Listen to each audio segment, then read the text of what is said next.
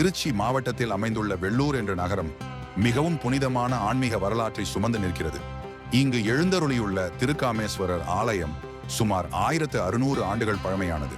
இந்த ஆலயம் கிறிஸ்து பிறப்பு 6ஆம் நூற்றாண்டில் முதலாம் விஜயாதித்த சோழன் ஆளும் காலத்தில் புனரமைக்கப்பட்டதாகவும் அப்போது கும்பாபிஷேகமும் நடைபெற்றதாகவும் கல்வெட்டுகள் சான்றளிக்கின்றன.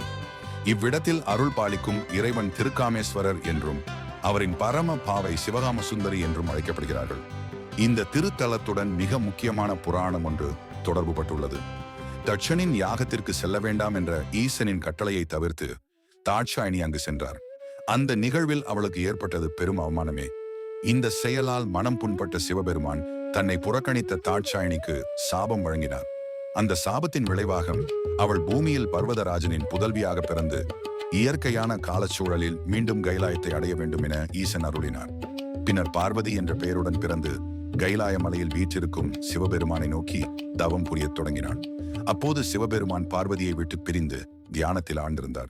அவருடைய அசைவற்ற நிலை காரணமாக பிரபஞ்சமே நின்றுவிட்டது.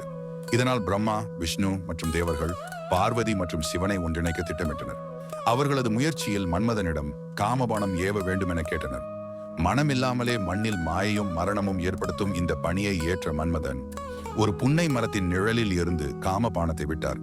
ஆனால் அந்த அம்பு சிவபெருமானை எட்டுவதற்குள் சிவபெருமான் தமது நெற்றிக்கண்ணை திறந்து மன்மதனை சாம்பலாக்கினார். இந்த சூழ்நிலையில் மன்மதன் விட்ட பானம் பார்வதியின் மீது பட்டதால் அவர் தன்னையே தியானிக்கச் செய்த சிவபெருமானை வந்தடைந்தார். இதனால் தான் பார்வதிக்கு சிவகாம சுந்தரி என்ற திருநாமம் ஏற்பட்டது.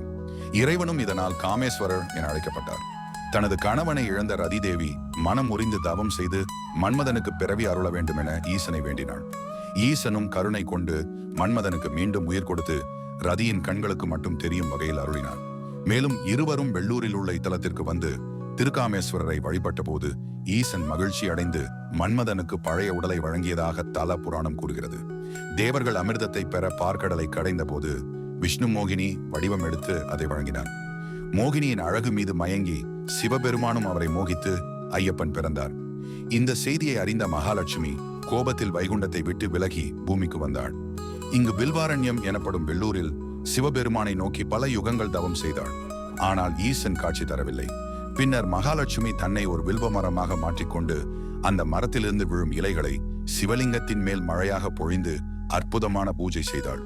அதனால் ஈசன் மகிழ்ந்து தோன்றி மோகினி அவதாரத்திற்கான காரணங்களை விளக்கி மகாலட்சுமியின் கோபத்தை தணித்தார். பின்னர் ஸ்ரீவத்ச முத்திரையுடன் கூடிய சாலகிராமமாக மகாலட்சுமியை மாற்றி மகாவிஷ்ணுவின் இதயத்தில் இருக்கும்படி செய்தார். மேலும் ஐஸ்வர்யத்தின் அதிபதியாக இருந்திடச் செய்தார். இதனால் இங்கு உள்ள மகாலட்சுமி ஐஸ்வர்ய மகாலட்சுமி என்ற திருநாமத்துடன் அருள் பாலிக்கிறார். போகர் எழுதிய 7000 என்ற நூலில் குறிப்பிடப்பட்டுள்ளதாவது, சித்தர்கள் திருக்காமேஸ்வரர் சன்னதியில் அமர்ந்து தவம் செய்தால் சித்திக்காத காரியம் சித்தியாகும் என்று கூறப்படுகிறது. இதன் அடிப்படையில் போகர், பாம்பாட்டி சித்தர், புலிப்பாணி ஆகியோர் தலைமையில் பலர் திருக்காமேஸ்வரர் ஆலயத்தில் கூடி தவம் செய்ததாகவும் இவ்விடம் சித்தர்களின் கூட்ட தியான மையமாக இருந்ததாகவும் குறிப்பிடப்பட்டுள்ளது. மேலும் இந்த திருத்தலத்தில போகர் சுவாமிகள் சிவபோக சக்கரம் என்னும் தெய்வீக சக்தி சின்னத்தை பிரதிஷ்டை செய்த பின்னர்தான் பழனியில் உள்ள நவபாஷான ஞான தண்டாயுதபாணி விக்கிரகத்தையும் பிரதிஷ்டை செய்ததாகவும் கூறப்பட்டுள்ளது. இன்றும் இத்திருக்கோயிலின் மகா மண்டபத்தில் போகர் பிரதிஷ்டை செய்த சிவபோக சக்கரத்தை தரிசனம் செய்ய இயலும். இது சித்தர்களின் ஆன்மீக சாதனையில் ஒரு முக்கிய இடமாக விளங்குகிறது.